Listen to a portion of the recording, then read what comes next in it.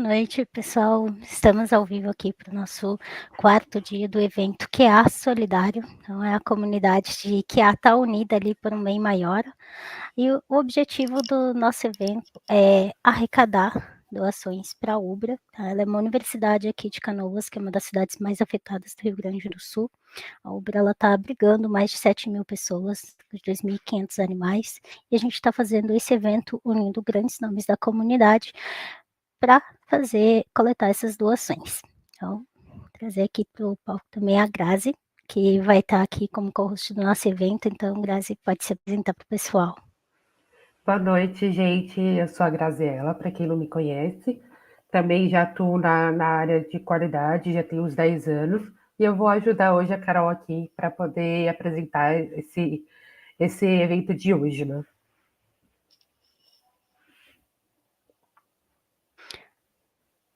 E hoje a gente vai começar aqui, já vou trazer para o palco Abraão Rocha, que vai ser o nosso primeiro palestrante, então. E ele vai falar de um tema muito legal ali, que é sobre a migração de carreira para QA. Olá, boa noite. É um prazer estar aqui junto com vocês nesse evento em Pro Ubra. Boa noite. Então, vou deixar o palco aí para ti. Seja bem-vindo aí, uma boa palestra. Muito obrigado. Olá, uma boa noite novamente. Sou Abraão, sou analista de QA e sistemas, onde já tenho um bom tempo de experiência, tanto na parte de teste quanto na parte de desenvolvimento também. Gostaria inicialmente de trazer alguns tópicos que eu irei abordar, que é o QA e suas funções, motivos para migrar para a área de QA, habilidades necessárias, como se preparar, e também vou indicar aqui alguns cursos e plataformas de estudo. O que é o QA? O QA é um profissional extremamente importante para o desenvolvimento, pois ele não somente atua diretamente na parte de testes e controle de qualidade, ele também atua na parte de controle e qualidade de processos, onde, como por exemplo, na implementação de pipelines para estar executando testes e coleta de métricas, e também junto com o PO para definição de requisitos, junto com o desenvolvedor para poder estar até mesmo auxiliando ele em alguns momentos. Aqui está algumas das funções do QA. Como comentado, ele vai atuar em todas a parte do estado de desenvolvimento. Ele pode atuar no planejamento, onde ele auxilia na definição de requisitos, tanto para deixar ele de forma mais clara para o desenvolvedor, para o designer estar podendo estar desenhando uma tela bem mais coesa, como foi definido, junto com também, como mencionei, o design para até mesmo validar se tudo que foi desenhado ou implementado é referente ao que foi definido, junto com o desenvolvedor também, onde ele não só pode auxiliar na questão de técnica unitária, em alguns casos, como também, em alguns momentos, ter reuniões para validar algumas partes de requisitos, ou até mesmo, em alguns casos, como uma metodologia do TDD, onde pega e repassa os casos de teste para o desenvolvedor para desenvolver a aplicação com base nos testes que foram definidos. Também na parte de testes, diretamente, tanto na elaboração, execução de casos de teste e implementação de testes automatizados. No ponto de implantação, onde ele pode conduzir os testes de aceitação com o cliente, em alguns casos, é claro, e também auxiliar no desenvolvimento, ou até mesmo ele foi um ambiente que possa ser compartilhado não só com o desenvolvedor, como um ambiente de pré-testes semelhante ao cenário de produção. Até mesmo, no último ponto, temos aqui a parte da manutenção, onde não só vai estar acompanhando novas entregas e também coletando métricas para propor mudanças em algumas partes, como pode acontecer, e nisso mitigar riscos de problemas que venham a causar, pode dizer, risco financeiro e perda da empresa. Agora, um dos motivos para você poder migrar para ET. Temos alta demanda, que com o tempo tem crescido exorbitantemente a quantidade de vagas para análise de QA e teste também. E vale a pena ressaltar que o QA ela é tanto focado na parte de testes quanto na parte de processos. O análise de testes é mais focado nos testes gerais diretos ao sistema que está sendo desenvolvido. Salários competitivos e uma boa progressão de carreira, onde temos uma curva de aprendizado muito boa para a parte de testes e QA, além do salário estar se assemelhando bastante ao dos desenvolvedores. Um ambiente de trabalho colaborativo e dinâmico, onde tem muita colaboração entre todos os integrantes do time e até mesmo é dinâmico, pois muitas coisas podem mudar simplesmente de um para outro, e nisso toda a equipe sempre atua junto para estar até mesmo procurando melhores formas de solucionar os problemas. Variedade de tarefas que não é somente verificar os processos ou criar carta de teste, executar, implementar a carta de teste automatizada, não. Ele tem várias tarefas, onde ele pode atuar em algum desses focos, tanto de forma específica, ou também de forma híbrida, em cada um dos cenários.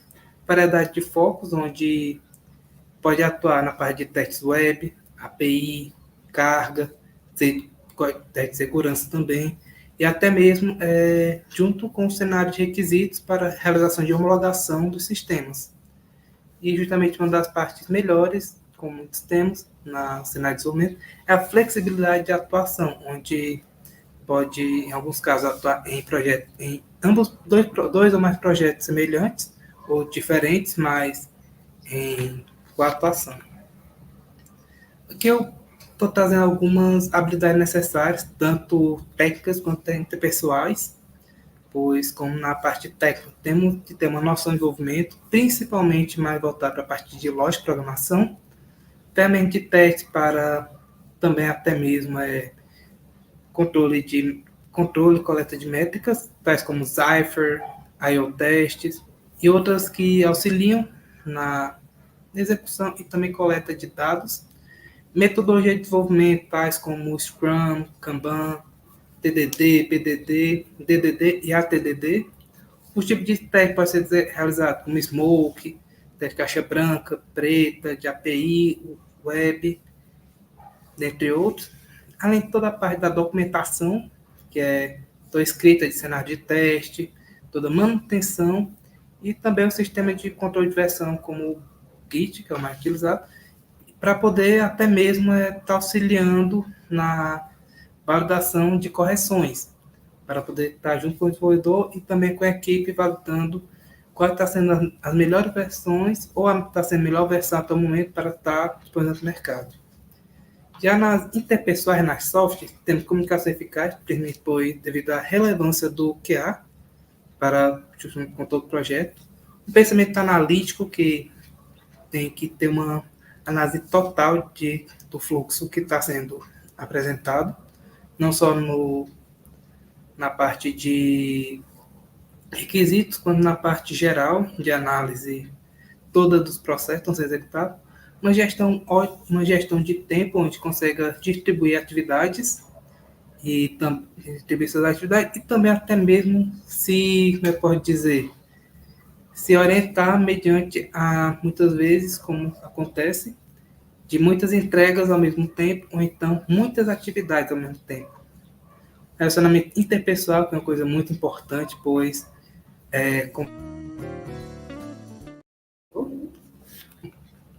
você me ouvir? Como até mesmo relacionamento entre pessoas de diferentes regiões. Eu sou uma região do Nordeste, moro em São Paulo, e já atuei com pessoas de todos os locais do Brasil. E nisso tem tanto muitas vezes a questão da divergência cultural, costumes, e muitas vezes isso, em alguns casos, poucos, para falar a verdade, pode gerar algum incômodo devido à forma de até mesmo fala. Uma coisa muito importante é a adaptabilidade e flexibilidade, principalmente como também tinha falado na questão de tempo. Muitas coisas podem mudar rapidamente, como, por exemplo, o requisito de um sistema que na versão atual, na sprint atual, está de uma forma, justamente você pode dizer, uma pré-visualização para o usuário final, ele solicitar, gostaria que mudasse tal e tal ponto. Muitas vezes pode ser um ponto pequeno ou algo mais direto que afete muita parte de desenvolvimento. E nisso temos que estar extremamente flexíveis às mudanças, tanto por parte de requisitos, até mesmo cenários e também ambientes, que é uma coisa muito corriqueira.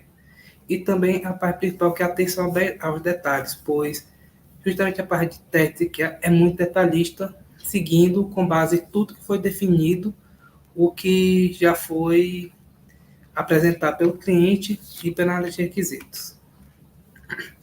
Agora, uma parte muito boa. Como se preparar? O que estou querendo vir para a área de teste? Como é que eu posso pegar para começar a conhecer? Primeiramente, a análise da área de QA, como principalmente, como foi mencionado, a nível de atuação, você pode atuar, conexão, a network com a comunidade, se conectando com a comunidade em eventos ou até mesmo grupos de estudo e também de atuação para teste, aprimorar cada vez mais as habilidades interpessoais, pois isso é algo muito importante, principalmente como que não somente a parte técnica é importante, mas as habilidades interpessoais são extremamente importantes.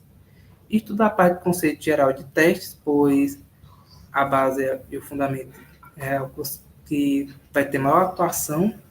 E também escolher o seu foco de atuação, seja de web, API, mobile, para poder estar aprimorando cada vez mais seus conhecimentos.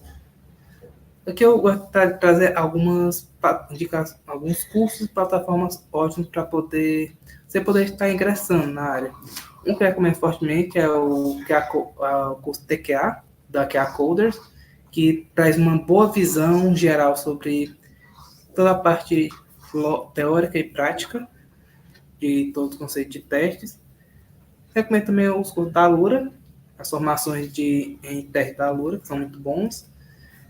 O curso da Iteracis, que é iniciado em teste IKEA, que está disponível na Udemy. E aqui também gostaria de trazer alguns professores da parte de automação de testes que são muito bons, que é o Valmir Filho, Francisco Barnett Costa Aquino e o Fernando Papi da QFPR, onde tem ótimos cursos voltados para a parte de automação de testes. E aqui nessa outra parte eu gostaria de apresentar algumas opções gratuitas, que são muito boas. Como, por exemplo, o curso Aprender a Testar, da Faral Test, está disponível na plataforma da Simpla. Um grande professor de muito da AT, que é o Gustavo Guanabara, pelo curso em vídeo. Também gostaria de indicar o Júlio de Lima, que tem um ótimo arsenal de testes de curso para testes, tanto a parte teórica quanto prática. Temos também o Personalizando. E também gostaria de deixar uma indicação no meu canal, que estou começando, onde vou estar até mesmo aprofundando mais os temas apresentados aqui na palestra, quanto está indicando cursos, dando algumas aulas sobre lógica, automação de testes, para poder estar cada vez mais e mais auxiliando quem está migrando para a área de testes. Gostaria de agradecer a todos, espero poder nos encontrar em algum projeto futuramente. Desejo uma boa migração a todos. E aqui está disponível meu LinkedIn, meu YouTube, para caso queiram. Meu canal no YouTube está no comentário, aqui no canal no YouTube. E é mais isso. Desejo a todos uma boa migração e boa sorte nos estudos.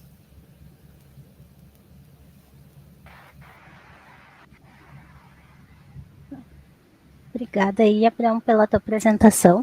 Né? Acho que na parte de QA é muito comum que o pessoal faça migração de carreira, né? Eu fiz uma migração também e eu percebo isso dentro das comunidades, que é muito comum. Né? Eu, por exemplo, vim da contabilidade, migrei depois de 8 anos. E eu vejo que a maioria do pessoal também faz. E vi que uma das indicações é o teu canal. Se quiser falar um pouco mais dele, dos conteúdos que tu traz, né? Pode aproveitar o espaço para apresentar ele. Certo. Comecei agora com o meu canal no YouTube, onde eu tenho o intuito justamente de auxiliar quem está migrando de carreira, tanto para a parte geral de desenvolvimento, quanto para a parte de testes. No meu canal você também vai focado em testes, onde eu vou estar auxiliando quem está migrando de carreira, dando indicação de cursos, plataformas, compartilhando projetos pessoais de estudo, para justamente ter uma integração maior com quem tanto está vindo quanto com a comunidade, para estar compartilhando conhecimento e auxiliando a quem possa estar com alguma dúvida ou até mesmo alguma dificuldade em algum ponto.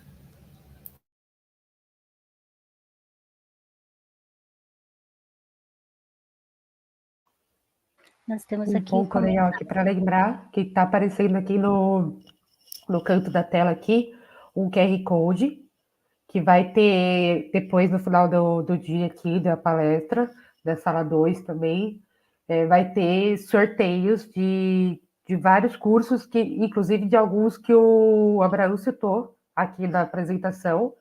Então aí já fica a dica para vocês aproveitarem a chance aí.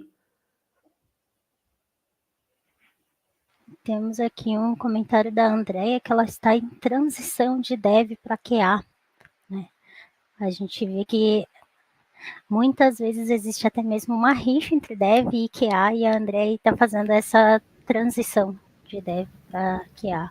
Vocês conseguem ver alguma vantagem que traria essa experiência da Andrea como dev na área de QA?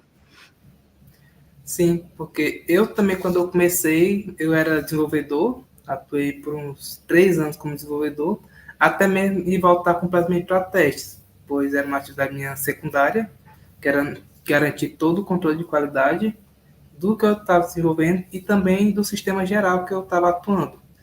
E nisso eu optei por seguir na carreira de QA, embora ainda uma vez ou outra esteja atuando em um projeto de desenvolvimento, mas consigo ver bem, primeiro porque é algo muito importante, você também, até mesmo em alguns casos, ter uma noção sobre a parte de desenvolvimento, para até mesmo, em alguns casos, estar junto com o desenvolvedor para também propor melhorias em alguns fluxos, como já chegou a acontecer comigo, eu auxiliando em chamadas com o desenvolvedor e até mesmo em análise de projeto.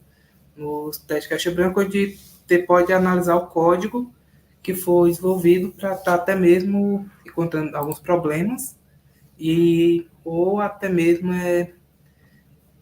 alguns fluxos ou alguma regra que possa não estar sendo percebida no momento. A gente tem mais um comentário da Nicole, que ela está em transição também da área de humanas para QA. E eu, apesar de muitos acharem que a contabilidade é de exatas, né? Para quem não sabe, contabilidade também é de humanas. Então, eu vim para QA e até adicionando um comentário em que o QA, ele sim tem que conhecer muito da parte técnica, mas é muito legal que a gente consegue aproveitar bastante da parte de humanas, porque a gente trabalha muito com análise, né? A gente tem que conhecer o técnico, tem que conhecer da parte de desenvolvimento, mas a gente analisa muito negócios e a gente geralmente consegue aproveitar bastante. É uma carreira muito dinâmica. Eu também tenho experiência de migração, eu estou há 14 anos na área de TI, né? Mas eu era de suporte técnico. Então, tem uma visão um pouco parecida com a de QA, né? De ajudar o usuário a mexer no sistema, só que de formas diferentes, né? Na parte de suporte, a gente auxilia depois que ele já está com o sistema todo ali implantado, né? Você vai ajudar a instalar o sistema, essas coisas todas. E na parte de QA, a gente auxilia antes, né? O usuário a usar o sistema. Mas tem essa mesma visão de auxiliar o usuário. Então, eu também tive essa migração. Só que eu comecei lá em 2014, então foi há bastante tempo. E até mesmo um bom ponto que vem na parte de humanos é justamente na questão todo o processo de documentação, pois eu mesmo já trabalhei em alguns projetos onde eu tive que elaborar a documentação para o cliente final e também em alguns projetos, como eu tinha que fazer tanta instalação do sistema, eu já tive uma visão maior de como é que é todo o processo, não só pela parte do cliente, quanto pela parte da própria empresa em prover o sistema. é justamente a parte de humanas, vendo esse ponto que consegue entender, ao meu ver, de uma forma mais direta as dores do cliente e também consegue entender um pouco mais do que está se passando na cabeça do cliente também. Sim, e é bastante documentação, né, que a gente mexe. Muita, praticamente o nosso trabalho é ler documentação.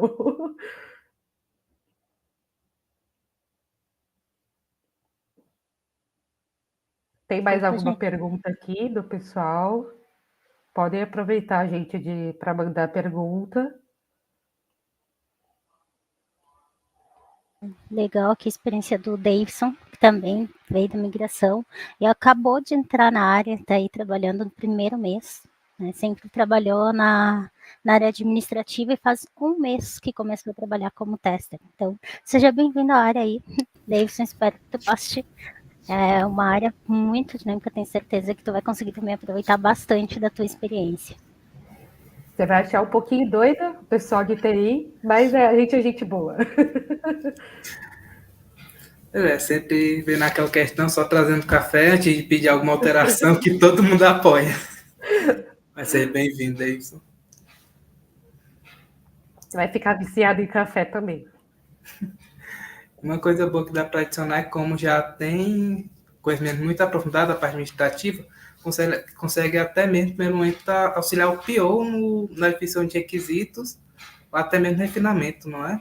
Coisa que é bom ressaltar.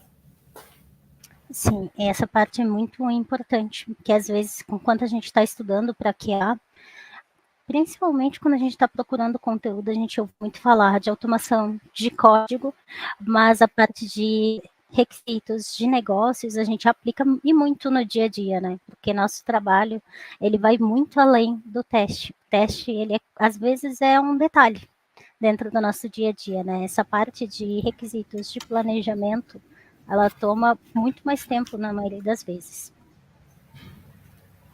Exatamente. Eu tive bastante experiência de ficar, às vezes, até mais próxima do PO, né? Então, às vezes já fui considerada mais PO, inclusive, do que QA, porque eu entendia muito do negócio. Os devs me perguntavam ao invés de perguntar para o PO. Então, é muito essa questão de você ficar bem atento à parte de negócios mesmo, principalmente quando a gente não faz a parte de código, né? Quanto mais próximo da parte de negócio tiver, melhor.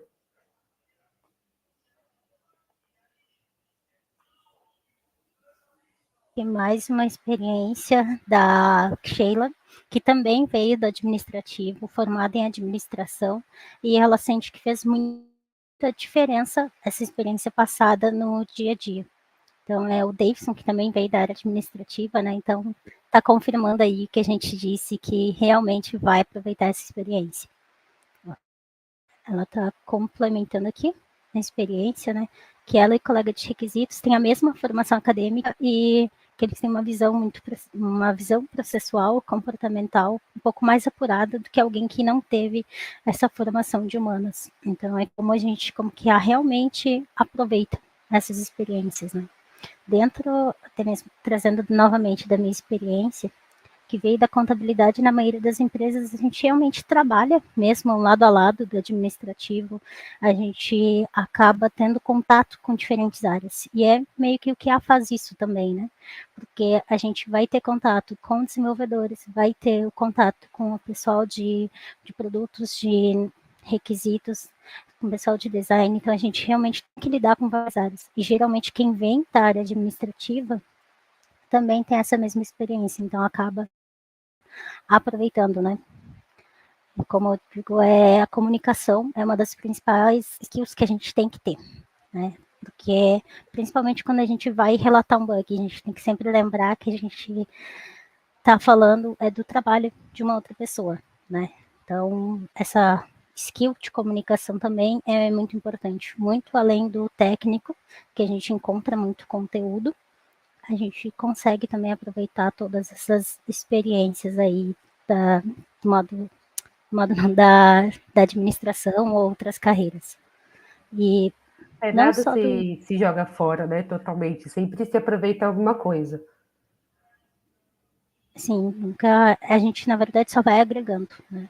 E algo Sim, também que eu sim. encontro muito, são pessoas que vêm de diferentes áreas, que encontro pessoas que vêm da biomedicina, de química, e química Uhum. já entrei num grupo que parecia que era um requisito, me senti até uma estranha, porque a maioria era formado em química e tinha feito a transição para QA.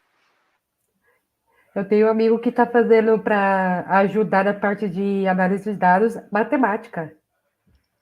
Totalmente, esse foi todos os requisitos de nerd ele teve, que até matemática ele está fazendo. Até mesmo dois casos que até mesmo creio que a pessoa está no vídeo, no YouTube, é uma conhecida minha que ela era professora e está em processo de migração para TI, e outra é também um colega que ele era da parte de também de suporte, passou grande parte da carreira dele como suporte e agora está migrando para a área de QA, onde muitas se vê de áreas totalmente externas, como até mesmo, como mencionado agora, educação, área de educação, que ela é professora, para vir para justamente uma parte totalmente diferente. E ela ainda era professora da parte do ensino fundamental, se não me engano. Esse do meu amigo, ele nem era da área de matemática, ele fez para agregar no conhecimento dele de análise de dados, que ele está fazendo essa parte de análise de dados, machine learning e tudo, aí ele fez para melhorar o conhecimento dele. Ele já era de TI, então ele acrescentou mais coisa, ou seja, se a pessoa é de matemática, ela pode migrar também para a área de TI, né? Com certeza a matemática a pessoa É vai aproveitar, importante. né? Com certeza, principalmente ali na A gente parte de foge de lógica. matemática, a gente escolhe uma que não tenha, mas a gente sempre vai precisar. Abraão, vou te agradecer novamente, né? A gente fica bem feliz de sempre ver, que acho que é sempre bom relembrar a parte de fundamentos aí de migração, sempre vai ter algum colega novo migrando. E agora a gente vai passar para a nossa segunda palestra. Né? Obrigada. Então, quem quiser ter os contatos do Abraão vai estar lá no nosso site do evento também. Eu que agradeço, desde a todos uma boa palestra, da próxima palestrante, e também espero conseguir reencontrar pessoas que estavam aqui presentes em algum outro projeto que eu possa estar atuando, tanto de forma direta na empresa, ou então até mesmo de forma indireta. E a todos uma boa sorte, bons estudos, uma boa criação de carreira. Obrigada. Obrigada, Boa gente. Boa noite. noite. Então, só antes de chamar nossa segunda palestrante para o palco, lembrando todos vocês de realizar o check-in, que no final da noite a gente vai ter sorteios. Então, o QR Code está aqui na tela e também tem o link ali no chat. Vamos chamar aqui para o palco a Ariane, que vai trazer a nossa segunda palestra.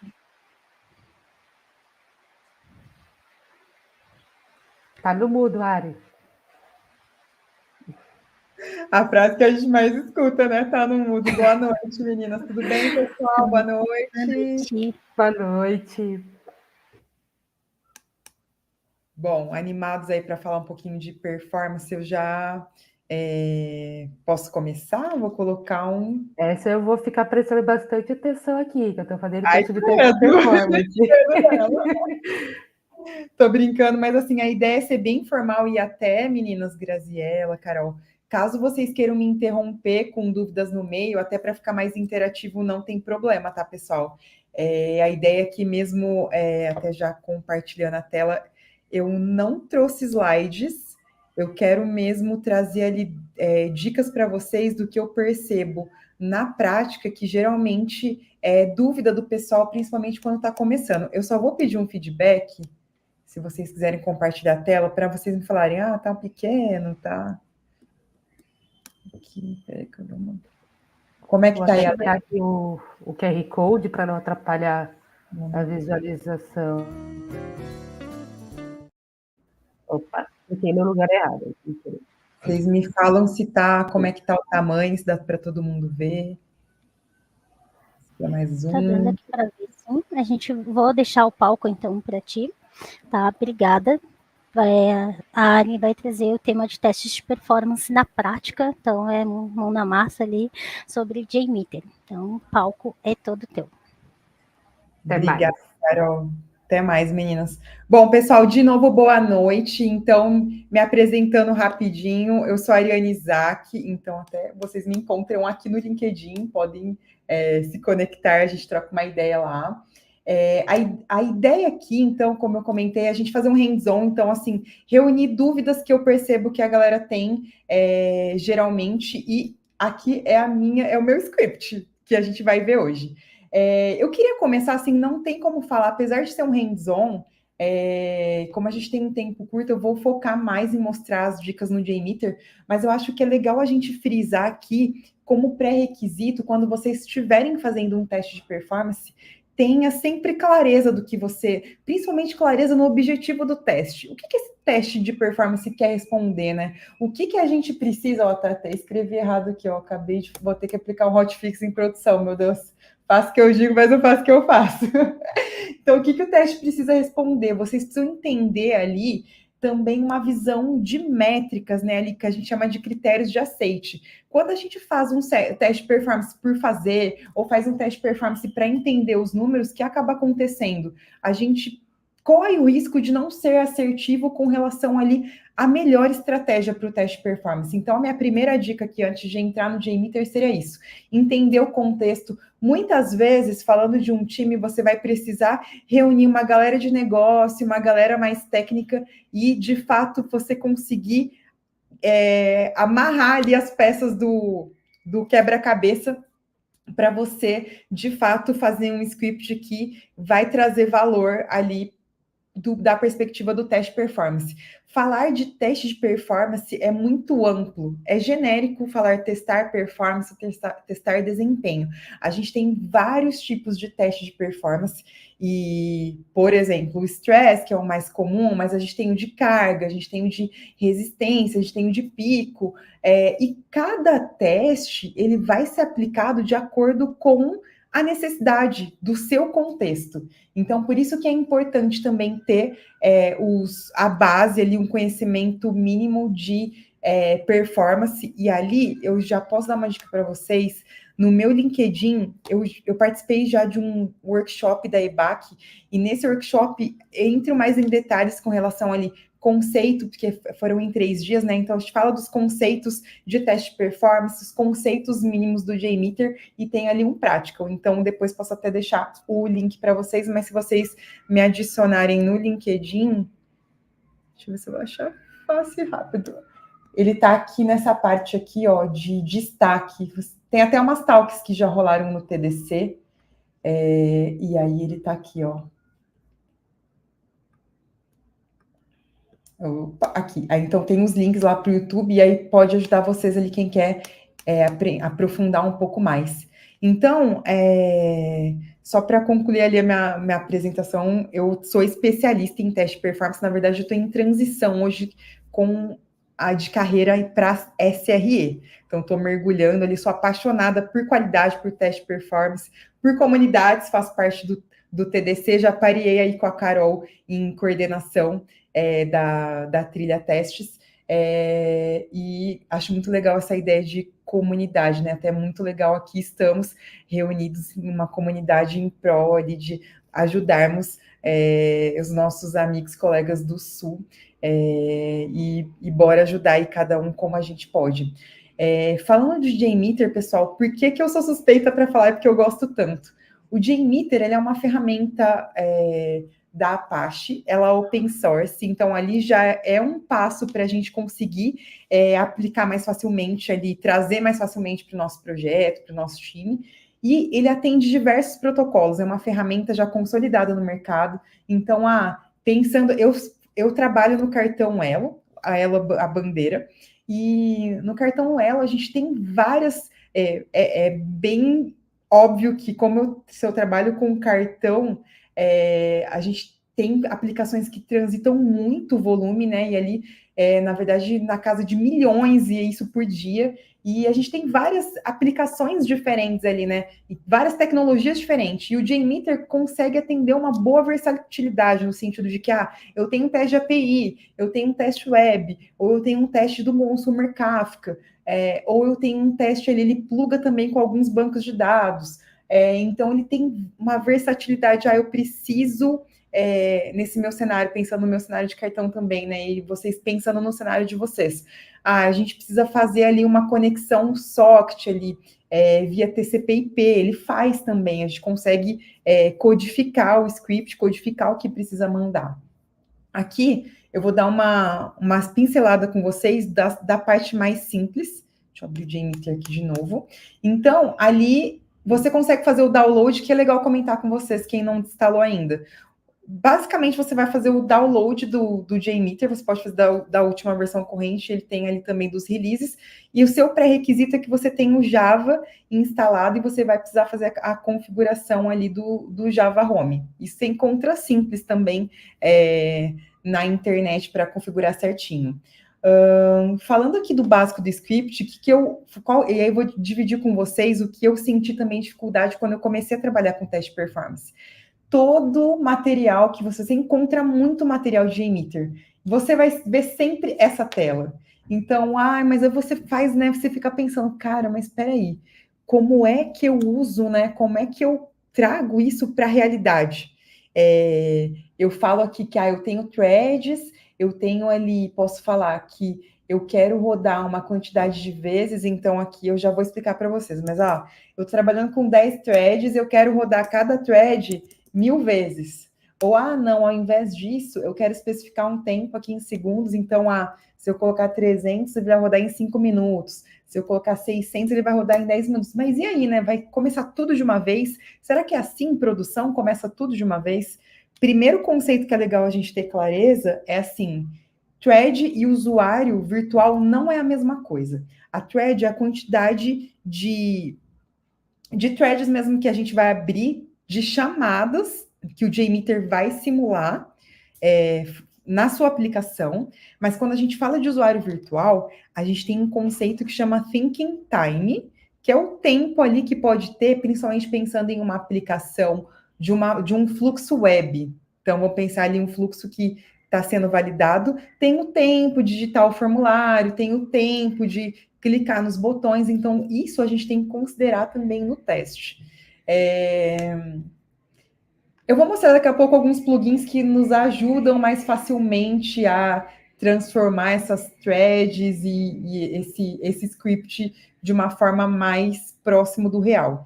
Mas o que eu quero trazer aqui para vocês, então, é que a gente sempre vê essa tela e quando a gente começa, a gente fica meio perdido, né? E aí, agora, o que eu faço? Talvez pensando de esqueleto e pensando sempre em fazer uma validação mínima, a gente usa esse cara, de fato, esse thread group, e vocês vão ver bastante, e a gente vai usar bastante aqui em Sampler. Aqui, então, são todos os protocolos que ele suporta. Tem alguns aqui que vocês vão ver que, no fundo, é um plugin. Então, por exemplo, esses caras aqui do Kafka é um plugin. Mas o mais utilizado é do HTTP Request, que esse cara é basicamente uma aplicação web, uma chamada de API. A gente sempre vai usar essa estrutura. Começando a encorpar aqui um pouco, então, eu tenho um esqueleto sempre mínimo, que vai ser eu ter a estrutura de threads e eu ter a estrutura de requests que vai chamar a aplicação. Ou algum outro sampler aqui com relação ao que eu vou validar trabalhando com volume, né? Beleza. E como que eu consigo aqui ter macetes para facilitar a minha vida, né? A gente tem o primeiro aqui, basicamente como eu monto, se você pensar, abrir um Postman. Então, eu tenho ali, eu passo qual que é o protocolo, eu passo qual que é o IP ou o DNS, eu passo a porta, eu passo ali qual que é o verbo que eu estou usando, né? Se é get, se é post, se é put, e eu passo aqui o endpoint dessa chamada. E pode ser que eu passe via parâmetros, que eu posso passar no endpoint ou eu posso especificar aqui, e pode ser que a minha chamada tenha um by. A estrutura mínima é essa. Eu vou excluir, porque eu quero mostrar para vocês. Aí, então, vamos aprofundando nos passos. Eu vou usar aqui um Fake Store API. Então, não sei se vocês quiserem que eu... Bom, acho que eu não vou mandar no chat, não. Porque depois vai ficar gravado. É simples aqui para vocês, se vocês quiserem seguindo também ali, fazendo no JMeter de vocês. Mas, basicamente, aqui, pensa que eu tenho um Swagger. E nesse Swagger, aqui eu já vou começar a dar umas dicas práticas. Quando você pega um Swagger, eu preciso validar a performance dessa API. Será que você precisa validar a performance de todas as APIs daquele Swagger? Será que isso faz sentido? Entra para o passo do pré-requisito de você entender o contexto e muitas vezes você não vai validar a performance de tudo. Qual que é o pulo do gato? Opa, falando desse conjunto de APIs que eu tenho, o que vai me trazer, vamos trabalhar com maior volume, ou o que a gente tem uma projeção de que hoje a gente trabalha com volume X e a gente vai ter um aumento de volume. Então, eu gosto de dar um exemplo bem simples. Pensa assim que a gente tem um conjunto de API que uma insere, e até aqui nesse exemplo a gente vai ter. Então, tem umas que insere produto e vocês vão ver que tem algumas que faz consulta. Então, pensa que aqui eu não dei o contexto de negócio, mas pode ser que eu tenha ali que o insert seja sazonal, ou seja, a carga ela vai ser realizada inicialmente, mas o forte mesmo em volume que essa API vai receber, a pancada, vai ser nas consultas.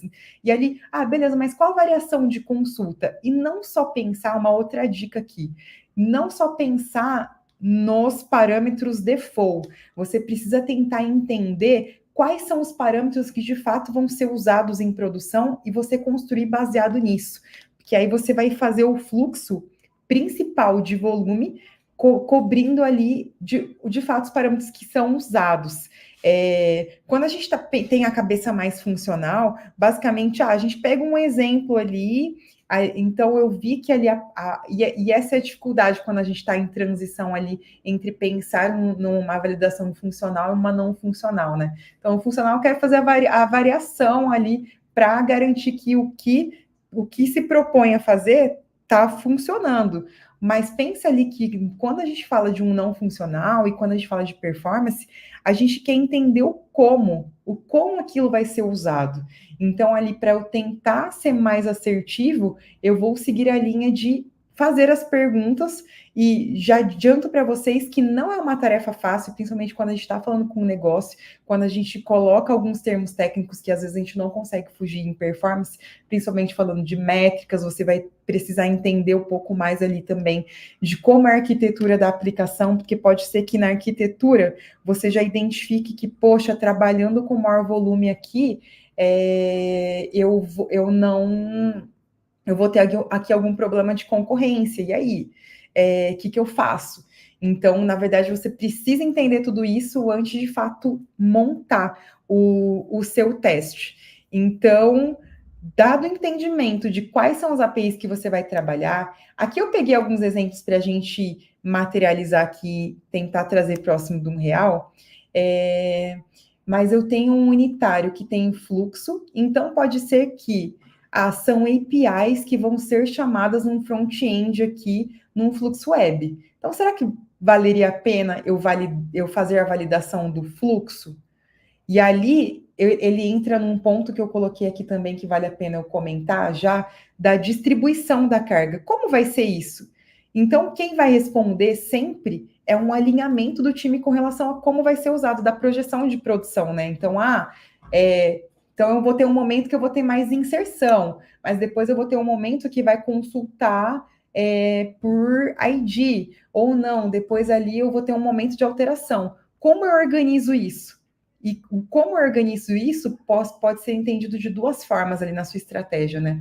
Em quais momentos será que faz sentido eu validar separado para, de fato, ver as questões da métricas ali mais focada, mais limpo, ou não? Vale a pena eu validar também, de fato, a concorrência de como vai ser o fluxo e quero já entender ali, pode ser que ela seja chamada uma após a outra e pode ser que ela seja chamada em momentos diferentes. Isso é legal explicar porque é algo que a gente não entende de cara no JMeter. Quando eu estou montando um script, e ali eu vou ter que entrar alguns conceitos agora de métricas. Então, assim, a gente falou da questão dos threads, né? Então, quando eu falo de thread, quando eu faço os requests, muitas vezes uma métrica muito comum em performance é o throughput, que o throughput é o quanto eu faço em uma unidade de tempo. O mais comum é o TPS, que é a quantidade de transações por segundo. Mas eu posso ter transações por minuto, posso ter transações por hora, ele vai variar de acordo com o meu contexto. Mas o mais comum é o TPS, que é por segundo. E a forma que eu monto aqui, se tiver diferente como é usado, eu posso deturpar o meu TPS. Quando eu faço uma chamada desse aqui, esse exemplo, pessoal, ele está comentado, então se eu rodasse agora, ele não rodaria. Aqui, ó, eu tenho um enable e um disable, eu só deixei aqui para a gente chamar à medida que a gente for validar. Então, aqui acho que é legal já trazer esse conceito que, para mim é importante a métrica de TPS, eu tenho que entender como eu vou usar isso em produção, porque quando eu monto essa estrutura aqui de várias chamadas, uma atrás da outra, significa que enquanto eu estou rodando aqui, a minha chamada vai ser uma atrás da outra, então isso influencia meu TPS. Então, digamos que aqui é 200 milissegundos cada uma. Então, para uma thread aqui, vai fazer 400 milissegundos. Opa, 2 vezes 4, 8. Vai fazer 800 milissegundos. Então, porque dentro de um segundo, eu tenho... Então, vamos fazer 125 milissegundos, porque vai ficar mais fácil. Então, dentro de cada request aqui, digamos que é 125 milissegundos. Então, quando eu passar por todas aqui, em um segundo eu tenho 4 requests. Mas se eu tivesse só essa chamada aqui do insere produto, e esse é o meu foco, em uma thread, se ele for 125 milissegundos, ele vai rodar mais vezes ali, umas 8 vezes. Não vou fazer conta de cabeça agora, não, gente. Vamos então simplificar. Digamos que esse cara aqui é 200 milissegundos. Uma thread em 200 milissegundos vai fazer 5 requests. E o meu 5 requests aqui é o valor do TPS. Então, por isso que eu preciso ter clareza com relação a isso, e esse é uma parte difícil quando a gente começa a trabalhar, ter esse entendimento. Então, a gente entendeu ali um básico, a gente precisa validar se o mínimo funciona. Então, aqui, ó, eu fiz um fluxo unitário da forma que eu mostrei para vocês ali, que é o comum que a gente entende no JMeter. Eu vou limpar aqui, ó, e eu já vou adiantar para vocês uma recomendação que é: eu monto o script via interface gráfica, mas eu nunca executo um teste performance via interface gráfica. Então, aqui, ó, eu deixei só o insere, tá vendo? Então, validei, ó, ele me retornou aqui corretamente, inseriu o produto. Então, o mínimo tá funcionando. Como que é o meu request aqui? Vamos entrar dentro dele. Então, aqui, ó, vejam que eu não passei nada. Aqui uma outra dica. A gente tem no JMeter aqui, ó, botão direito, add, config element. A gente tem esse HTTP request defaults e tudo que aqui, o manager, esse default, ele nos ajuda ali pensando numa visão global. Então, se eu tenho várias chamadas de API aqui, quando eu monto esse cara, eu chamo esse HTTP request, tudo que eu passar aqui, eu não preciso de fato ter uma declaração aqui, que ele entende aqui como variável global. E aí, aqui tem uma outra particularidade do JMeter, que é como a gente trabalha com variável nele.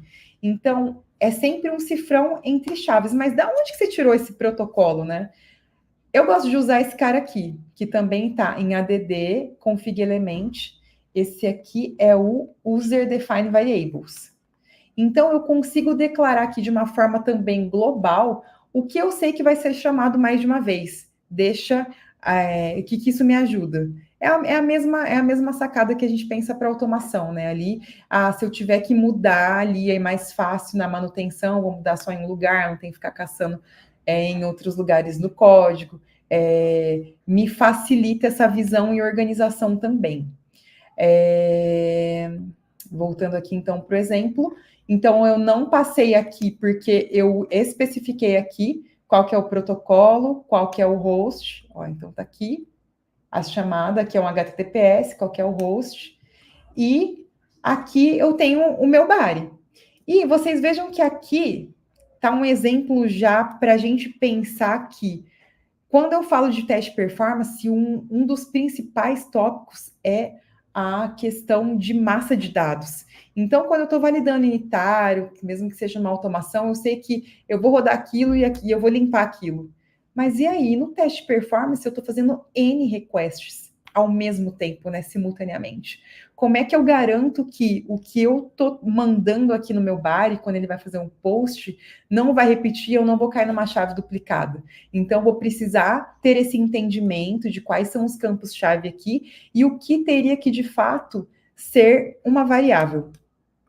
Aí a gente entra num outro ponto aqui de massa de dados. Eu vou mostrar alguns exemplos para vocês que também vai facilitar ali a vida pensando em quando eu vou construir um JMeter. O primeiro exemplo que eu vou mostrar é o do JSON Extractor. Então, eu vou comentar esse cara aqui. Ele tem atalho, tá, pessoal? Aqui o meu é Mac, eu tô dando um Command T. Então, aqui, o que eu tenho no JMeter? Ah, eu posso fazer eu tenho uma consulta, esse eu vou limpar porque eu vou explicar mostrando. Eu tenho uma consulta aqui que ele traz todos os produtos cadastrados. E eu consigo usar um extractor. Opa, peraí. Eu consigo usar um extractor e eu consigo capturar esses elementos aqui. Com a ideia mesmo de...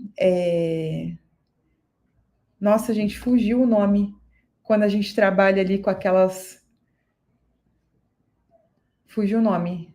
Total. Espera aí que daqui a pouco eu vou lembrar. Quando a gente trabalha, de fato, ali com expressões regulares. Então, eu consigo capturar no meu body e usar aquilo como variável numa próxima chamada. Então, aqui, ó, nesse exemplo, a gente usou no JSON Extractor, aqui, eu estou buscando dentro daquele JSON o ID, e quando ele acha, eu coloco nessa variável o ID produto. Então, aqui nessa chamada, eu posso passar o ID produto. Então, aqui, ó, uma outra dica.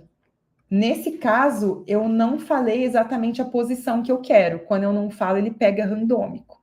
Então, pensa que eu estou N vezes chamando aqui. Se eu tiver mais de uma thread, ele vai começar tudo junto, todas as threads, e ali ele vai fazer essa consulta e depois ele vai atribuir o que ele buscou lá randomicamente aqui.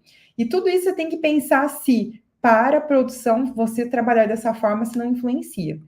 Qual outra forma teria de eu trabalhar? Esse daqui a gente utiliza muito, pessoal, que é o trabalhar com o conceito de data-driven. Então, seria eu pensar que eu vou usar um CSV dataset config, eu vou trabalhar com um arquivo. Então, aqui, deixa eu pegar o arquivo que eu preparei. Abrir com editor.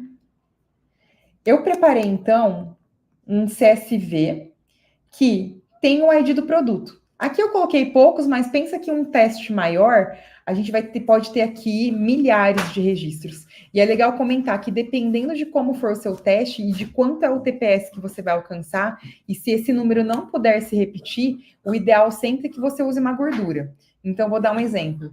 Se o meu teste eu preciso usar, o meu objetivo é bater 500 TPS e eu não posso repetir a variável aqui, o ideal é que eu tenha nessa minha massa de dados um valor maior que 500 para eu garantir que, mesmo que eu tenha alguns picos ali que ultrapasse, isso não seja um problema para mim de cair no falso positivo. Então, basicamente aqui, eu chamei esse CSV Data Config. Eu passo o caminho desse CSV, aí aqui, ó, de novo, do conceito da variável definidas ali, a variável global, eu usei aqui o caminho do meu CSV como dir CSV e estou passando aqui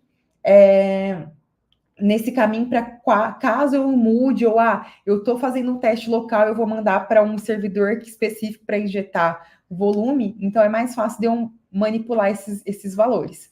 E falo o nome do arquivo. Aqui eu vou passar qual é o nome da variável que eu estou trabalhando. E aqui, se eu quero que ignore ou não a primeira linha. Então, aqui, quando eu mostrei para vocês, esse aqui é outra coisa. Deixa eu abrir de novo. Vocês vejam que a minha primeira linha não está com o valor da variável.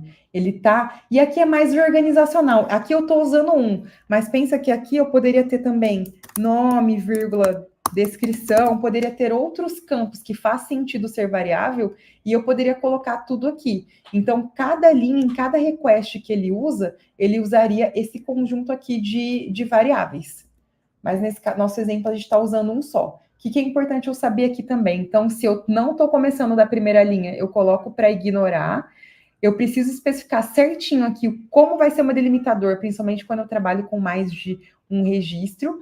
E preciso falar aqui também que eu quero reciclar quando eu chegar no final do arquivo, para ele reiniciar. E que eu não quero estopar quando ele terminar, que ele seja falso aqui. Essas são as principais informações que eu preciso saber.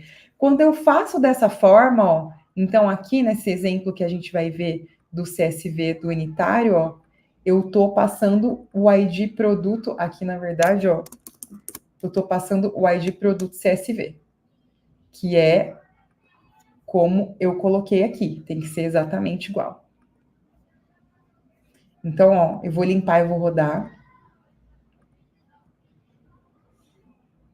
Ó, então aqui, quando eu dei o request, ó, ele pegou o primeiro que eu tenho lá no CSV que eu mostrei para vocês. Falando de outras formas que teria, a gente pode usar o count. Então aqui, ó, só que aqui, esse aqui, o count, talvez ele é usado, não é legal para usar para ID, tá? Porque pode ser que ele entre, a não ser que você tenha certeza ali que você tem um número inicial e final e quanto você quer incrementar. Mas podem ter outros casos que você precisa usar um contador, e aí você consegue usar esse count aqui, que ele vai estar, aqui em... Onde está esse count que eu não estou lembrando de cabeça? Na verdade, ele está aqui, ó. Config element, counter. É legal mostrar isso para vocês, a gente consegue ir montando, tá vendo? Eu consigo ir direcionando exatamente aonde eu quero quando eu faço a chamada. Deixa eu só remover para a gente não confundir. Remove. E aí, então, aqui, como que eu monto esse count, né? Então, aqui vai ser o nome da variável. Vou colocar quando começa, quando termina e como eu incremento. E aqui esse nome é mais o que vai demonstrar aqui. Vou mudar aqui, ó, counter produto. Depois eu vou comitar esse JMX para vocês brincarem. Então, não vou marcar aquele cara. Se eu vier aqui nessa chamada e passar o count, ele vai até dar um colar aqui para ter certeza que eu não vou descobrir ao vivo aqui que eu passei o nome errado. Vamos ver, ó. Então, aqui, ó, foi essa chamada. Então, ele pegou o primeiro, porque eu iniciei do primeiro. Uma outra macete. Você consegue usar um random também. Então, aqui, principalmente nesse de insere, né? Porque esses daqui que eu mostrei da consulta, ó, é simples, né? Então, eu tô passando no endpoint. Mas imagina um body maior, onde a gente tem alguns valores que faz sentido que ele seja ali variável, eu posso usar um randômico aqui, e aqui eu coloquei, a gente usou um randômico de número, mas a gente tem também funções do JMeter que você pode usar um randômico também com caractere. Então, aqui eu usei para o preço, ó, então aqui eu basicamente coloco o mínimo, o final e o nome da variável. Vou executar aqui, ele com nome diferente, ele pode vir para cá. Ó, então, tá vendo? Ele criou um valor randômico. Então, é mais para vocês terem um macetezinho. Talvez aqui, criei estrutura. Qual que é outra dificuldade? Como que eu rodo isso, né? Então, aqui, só vendo aqui que a gente está respondendo todas as perguntas. Para eu entrar nessa parte, então eu comentei com vocês um pouquinho de distribuição de carga. Agora a gente vai falar um pouquinho do plugin, do ramp up, o tempo, e a gente já está partindo aqui para os finalmente. O que eu preciso entender, né? Aqui fica mais oneroso eu fazer dessa forma, porque aqui até eu consigo fazer um ramp up, tá vendo? Mas ele é mais difícil. Existem alguns plugins, e aqui é legal mostrar para vocês, porque existe uma página do JMeter, e ele tem plugins ali, é um outro benefício dele, que você consegue ter uma versatilidade ali de integrações. Então, eu consigo integrar com Datadog, então ali o próprio Kafka eu consigo integrar, eu tenho o Backend Listener que integra também com o Grafana. E esse que eu estou mostrando para vocês, aqui no JMeter, esse cara aqui, na verdade, que é o que a gente vai ver, ele é o Concurrence Thread Group. Então, quando você instala o plugin, você consegue procurar ele por aqui. Opa. Mas você consegue fazer o download e jogar ele na pasta lib. Na pasta lib do JMeter vão ter vários jars, e sempre que, só uma dica, sempre que você colocar um jar novo lá nessa pasta lib, você precisa sair do JMeter e entrar de novo para ele reconhecer esse plugin. Ah, mas como é que é aqui agora o conceito do ramp up, né? Então, ramp up são steps que você vai subir, certo? Até que você chegue na carga máxima. Existe uma dúvida de quantas threads ali que eu trabalho, né? Quem vai responder isso? As suas métricas. Então, assim, se você precisa, se você tem já no radar a quantidade de, provavelmente, de usuários que terão concorrência ali que você precisa validar, você já tem um cheiro de quanto utilizar. Ah, não tenho isso, mas eu tenho que alcançar um TPS X. Se eu preciso alcançar um TPS X, como é que eu sei a quantidade de threads que eu uso? Você vai calcular baseado no tempo de resposta da API que você está trabalhando, por exemplo. E você sempre, uma dica aqui também na prática, eu recomendo sempre que você suba gradativamente, porque se houver aqui o que a gente chama de alguma ruptura, ou seja, o tempo ficar muito maior, ou de fato até ter restart da aplicação, você consegue entender exatamente quantas threads a sua aplicação comportou. Falando desse elemento, como que ele funciona? Quando eu baixo o plugin, então, ele vai aparecer aqui, como Concurrence Thread Groups. Na verdade, ele faz parte tudo desse conjunto aqui do BlazeMeter. Então, esse que eu estou usando é o Concurrence Thread Group. Eu vou falar o total de carga que eu quero trabalhar. Nesse exemplo aqui, a gente está com 10. Eu vou falar o total de ramp up, então, de steps que eu quero subir. Se você não quer que seja gradativo, você precisa usar, de fato, aqui um número múltiplo do total de threads que você está trabalhando. Então, por exemplo, se eu mudar aqui para 5, ele vai subir de 2 em 2 até chegar na carga máxima, que é 10. E aqui, ele em 2 minutos, então, eu vou subir essas 10 threads de 2 em 2, porque eu tenho 5 steps. E depois eu vou falar quanto eu quero rodar na carga máxima. Você pode se perguntar, né? Poxa, mas parece que está um número tão baixo aqui para ser um teste de performance, né? Você vai rodar em 2 minutos, na verdade, você vai rodar um total de 5 minutos. Qual que é uma outra dica aqui? Sempre, antes de ir para um teste oficial, ali com uma carga maior, de bater com mais força ali, com o volume na aplicação, faça um teste menor, que é o que a gente chama de smoke testing. Então, nesse smoke testing, você já começa a fazer um esquenta no seu ambiente e você consegue também já ir entendendo um pouco os números. Pode ser que, na largada, digamos que aqui o seu alvo do seu critério de aceite em tempo é 200 milissegundos. Só que você rodou, quando você roda unitário, você bate ali 180 milissegundos. Opa, tô dentro. Quando você imputou carga, poxa, esse 180 foi para 250 milissegundos. Mas seu critério é 200. Num teste, numa unidade menor, você já está ferindo o seu critério de aceite. Então, ali você precisa dar um passo atrás. Opa, por que será? O que for o meu gap ali, né? Será que é algo ali com relação ao tamanho do ambiente? Aí você vai precisar de uma monitoria para entender o consumo dos recursos, até ali mais adentro da sua aplicação, os traces, entender onde está o possível gap. Se possível ajustar, rodar de novo, tá dentro, aí eu posso ir para uma bateria mais forte. E aí nessa bateria mais forte, o que eu recomendo? Como a gente pode ter um desgaste do ambiente, você rodar por um período menor, é arriscado você não conseguir enxergar de fato ali o desgaste natural que tem de trabalhar um maior tempo com maior volume. Então, eu sempre recomendo que a gente faça ali um ramp up entre 5 e 10 minutos para subir essa carga, principalmente quando eu trabalho com uma carga maior, e você rodar na carga máxima sempre acima de 20 minutos. Então, você vai rodar um tempo melhor ali, porque nesse tempo que ele está rodando na carga máxima, você pode ter alguma variação e que o teste vai pegar antes de ir para a produção. Bom, pessoal, de recomendações, eu estou um pouco estourada aqui no tempo, para deixar um pouco de tempo para resposta, para perguntas também, se tiver. Eu acho que era assim, é um introdutório de JMeter, assim, de macetes na prática que eu preciso saber e fazendo um conjunto ali, pensando do que eu preciso também entender antes de vir de fato para o script. Uma dica final aqui seria: sempre executem via linha de comando. Quando eu executo dessa forma, eu tenho um overhead. Eu tenho até aqui isso que eu não cheguei a mostrar para vocês como abre, né? Aqui, ó, botão direito. Opa! O que está acontecendo com o meu botão direito? Ai, gente, peraí. Nossa, o que eu estou fazendo?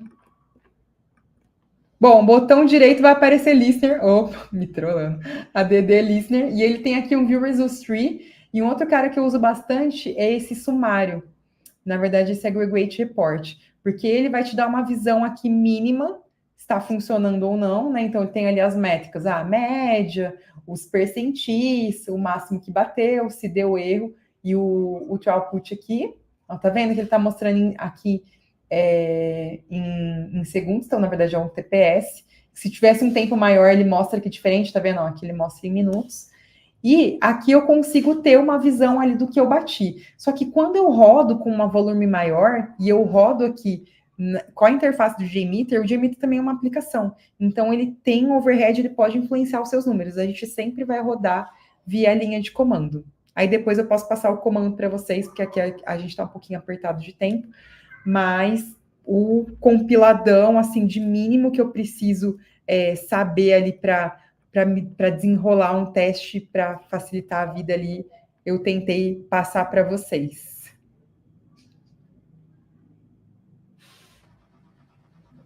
Ô, Ari, desculpa. Desculpa aí, meninas, eu falo demais, gente. Não tem como, né? O assunto técnico demais, não tem como falar pouco, né? E ali, na verdade, dá até para a gente aprofundar mais, aqui eu não cheguei a mostrar, mas aqui a gente pode também codificar, né? Então, dou exemplos práticos que talvez faz parte do cenário de todo mundo. Então, eu preciso criar uma massa, eu preciso criar um CPF, eu preciso criar ali um e-mail de forma randômica diferente. A gente pode codificar também. Ele tem aqui, se vale a pena mostrar para vocês, esse pré-processor, onde a gente consegue fazer chamadas aqui e codificar em JavaScript ou em Groove. Na verdade, tem um que você consegue selecionar aqui qual que é a linguagem que você quer codificar e transforma para isso para variável ali no JMeter. Sim, temos perguntinhas, viu, para você, Lari. Manda aí. Deixa eu procurar aqui para exibir. Uhum. Tem pergunta até da Carol, tá aqui. Ai, meu Deus!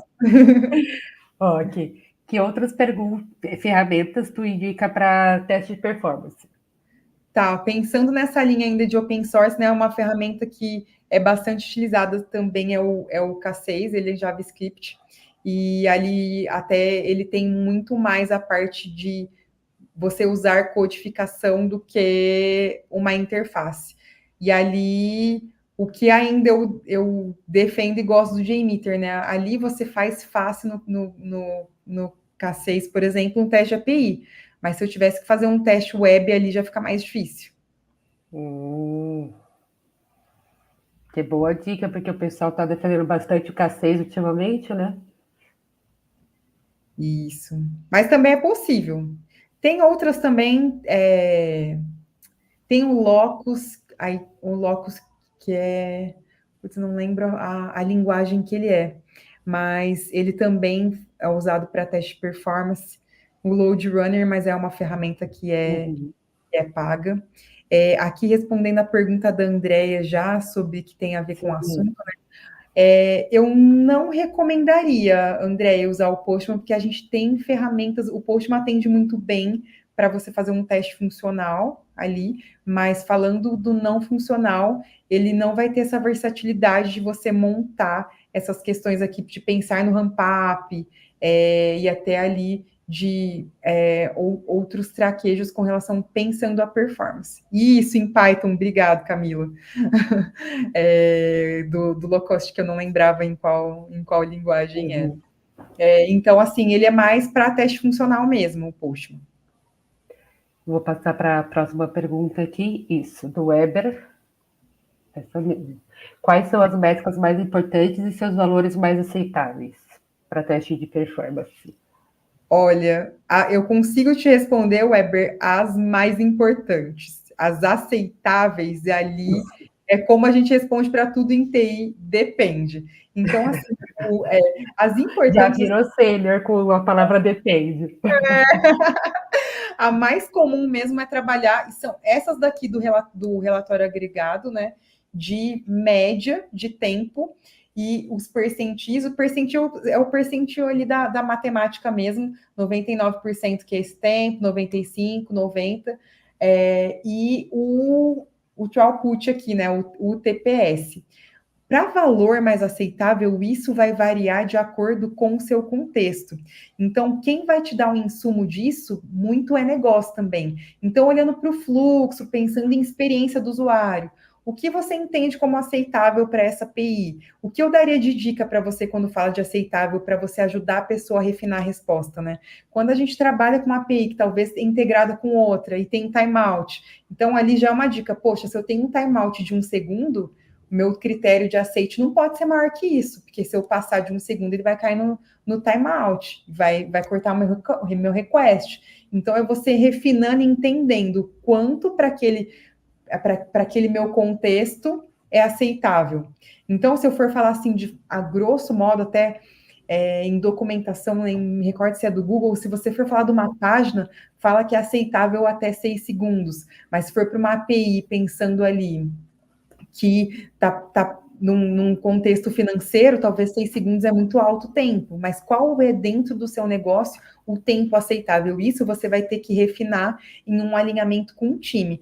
O mesmo para TPS. Qual dica que eu costumo passar? Se você já tem a aplicação onde já trabalha, olha para os dados de produção. Então, assim, a observabilidade é algo bem importante hoje, que é difícil que a gente suba uma aplicação em produção sem ter uma visão dela das métricas, né? Então, busca ali em produção, quais são os meus números hoje, e talvez discute com o negócio, né, esses números hoje, atende o que a gente tem, ou precisa melhorar o quanto, porque é muito relativo em performance, a gente fala assim, talento, precisa ser rápido, a gente precisa materializar mais esses números.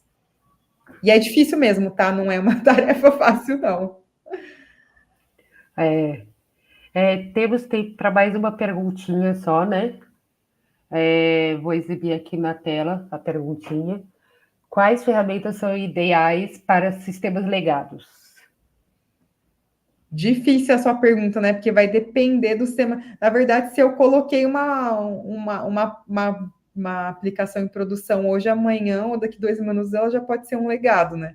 Então, no fundo, refinando essa sua pergunta, eu esqueci o nome, é Sheila, né? É Sheila, isso. Sheila, refinando a sua pergunta, Sheila, você precisa entender qual a tecnologia que utiliza para você ver qual é a ferramenta que comporta. E aí, por isso que eu dou a dica com relação ao JMeter comportar vários protocolos, né? Pode ser, o que eu consigo falar para você baseado em conhecimento ali prático, né? Eu já tive casos, por exemplo, de ter que validar arquivos batch, por exemplo.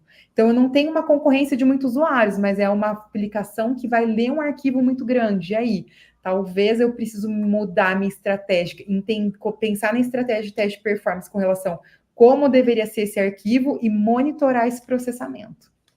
Aí você vai mudar a sua estratégia. Só que ali você tem que pensar em qual tipo de aplicação que você está trabalhando, né?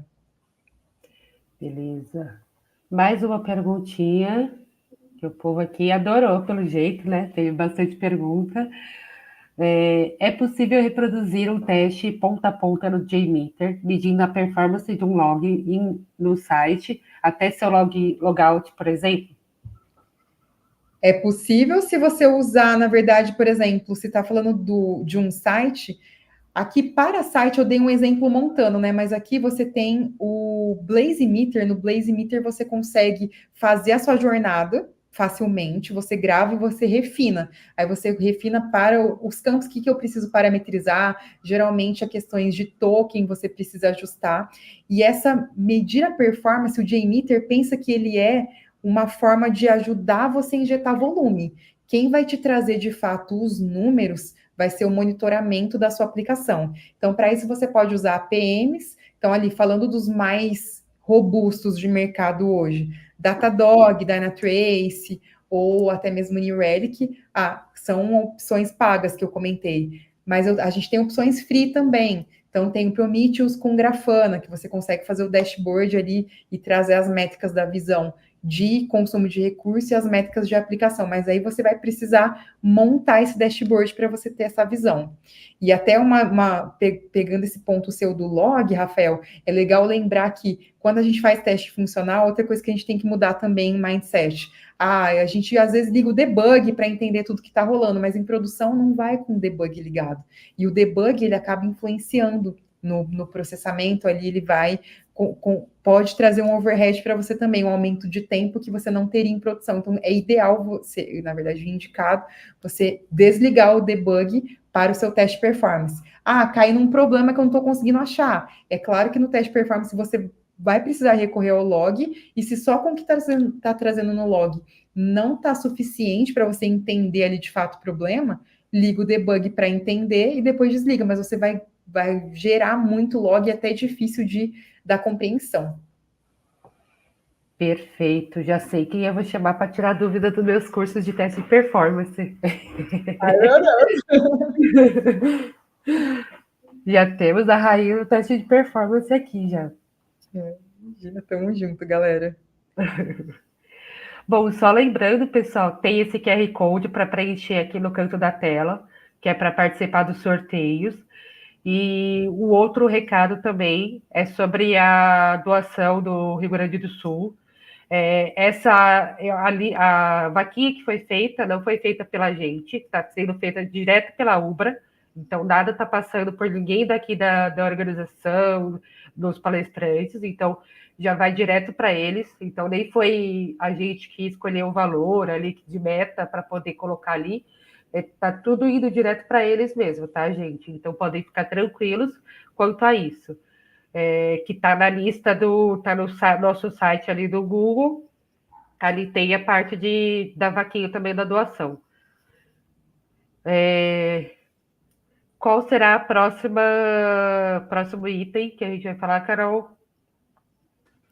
Só Já vai abrir para o sorteio, vai chamar a sala do Lucas. Não, só não tenho certeza hoje se ele trouxe uma pergunta, se é uma afirmação, mas ele pode confirmar que ela vai conhecer mais do assunto, que hoje o K6 lhe permite fazer testes híbridos mesclando o EDZ e API. Eu acho que ele fez uma afirmação no fundo, se você montar, né, ali, se você tiver os requests e montar nele, ele vai acabar sendo end-to-end da forma que você estruturar. Né? E uma pergunta agora, não vem do chat, é minha mesma, o que tu indica para um time que hoje não está fazendo testes de performance, né? Como começar a trazer esse tipo de teste, incluir ele no dia a dia? Go performance, mas tô brincando, mas é legal a sua pergunta, acho que talvez, assim, que acaba acontecendo, né, Carol? Muitas vezes as pessoas começam a correr atrás do teste performance quando ela tem algum problema em produção. Só que quando tem algum problema em produção, é muito mais difícil de tratar, ali pode até já ter trazido indisponibilidade da aplicação, então talvez ali o que eu indico, né, a gente sempre pensar no shift left. Então, ali estamos conversando sobre a solução, ali tem um novo desenvolvimento da aplicação.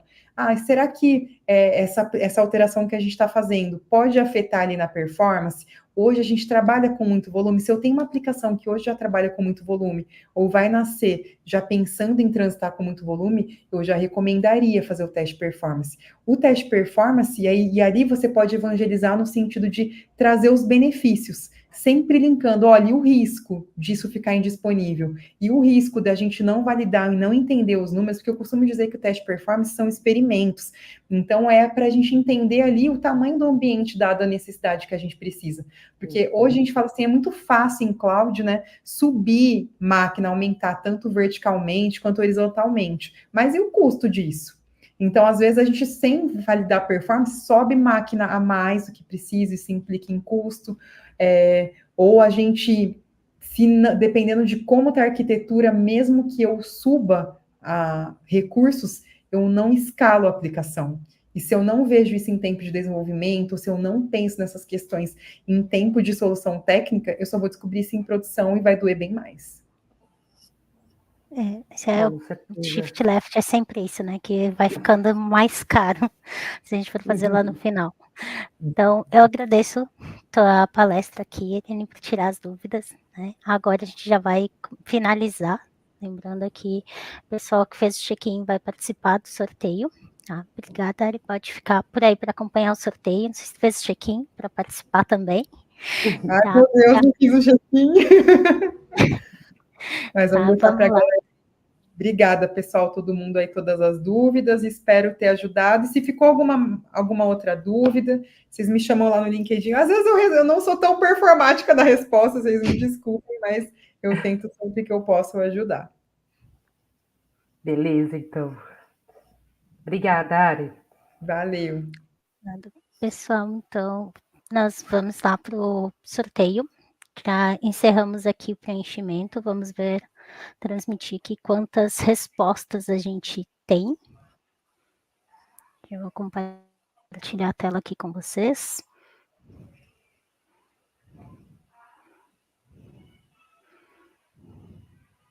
Nós estamos ao vivo aqui também para a sala 2, então bem-vindos, pessoal.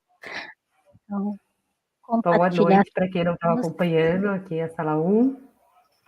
Nós temos 105 respostas. Então, Boa. vamos lá aqui. Copiar. Ó, Abraão, que foi nosso primeiro palestrante, né? Palestrante também pode concorrer, tá, pessoal, da organização. Então, e a última aqui, que foi a Thaís, estão copiando todas as respostas. Esse meu nome está aí nessa lista aí, que eu também preenchi. Até agora não ganhei nada. Sim, já vi teu nome, tá por aqui, sim. Tá? E a gente vai hoje começar o sorteio com 4 preparatórios da Iteracis. Lembrando que o preparatório, ele não precisa ser necessariamente da CTFL. Caso tu já tenha essa certificação, tu pode estar trocando por um preparatório de outra certificação. Então, vamos começar. Primeiro sorteio são 4 preparatórios da Iteracis. Então, vamos ver quem serão sorteados.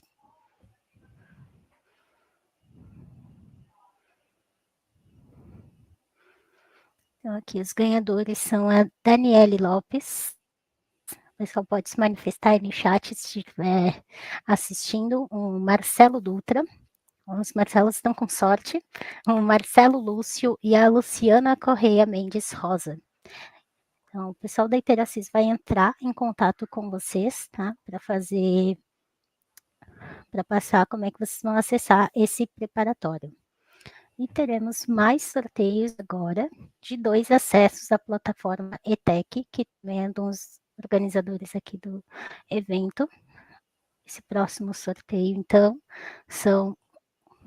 não era para ser isso, gente, desculpa, errou ao vivo.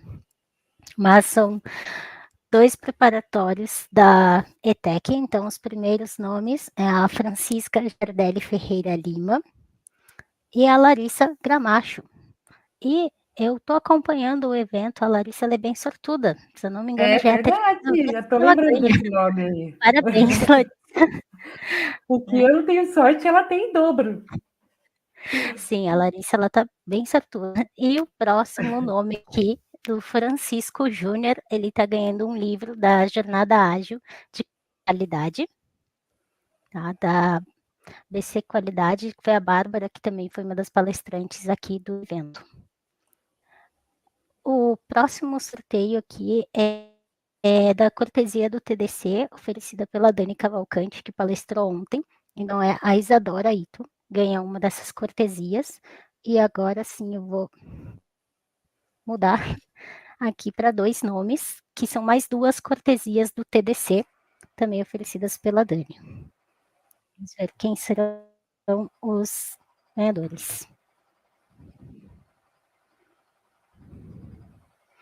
Então, é a Alicia Rosa de Souza e a Roberta Cantareira César. Então, parabéns, Alicia e Roberta. Parabéns. Vocês acabaram de ganhar. Ó, a Larissa, ela apareceu aqui no chat. Vou botar aqui para todo mundo ver. que ela, como eu disse, ela era sortuda, ela já ganhou um acesso da ETEC, então a gente vai sortear novamente, tá? Boa. Vamos distribuir a sorte. Mas temos aqui, só vamos seguir a ordem de sorteio e daí, por último, a gente sorteia novamente o acesso da ETEC, certo? Então, o e-book Norte para QAs, do Carlos, ou Carlos, que também é um dos palestrantes do evento. Vamos ver aqui quem é o ganhador do e-book Norte para QAs, é a Nadine Caldeira. Parabéns. Nadine, parabéns. E agora teremos o sorteio de 4 acessos à plataforma do QA Coders, do William, que acabou de palestrar ali na sala 2. Então, ele está liberando 4 acessos à plataforma. Vamos sortear aí os próximos 4 sortudos.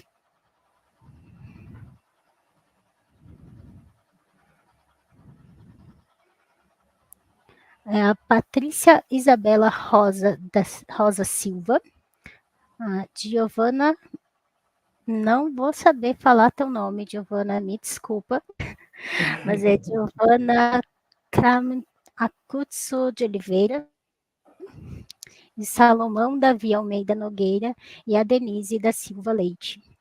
Então, parabéns, pessoal, vocês ganharam aí o acesso da plataforma do QA Coders. E agora vamos para o sorteio da pós, que também está sendo oferecida ali numa parceria com o William, que trouxe essa palestra para nós na sala 2. Vamos ver quem é o próximo sortudo. É o sorteio de uma pós. Vamos lá.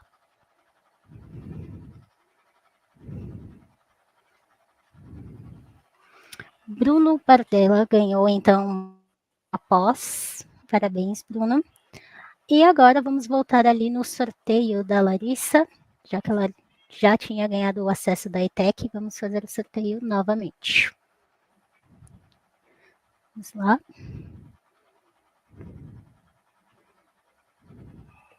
Isabel da Costa Damião, então tá ganhando aí a pós da Vincent, tá? Todos os ganhadores, o pessoal vai entrar em contato com vocês. E recebi aqui no chat que nós vamos ter mais um voucher do TDC oferecido pela Ariane. Olha só.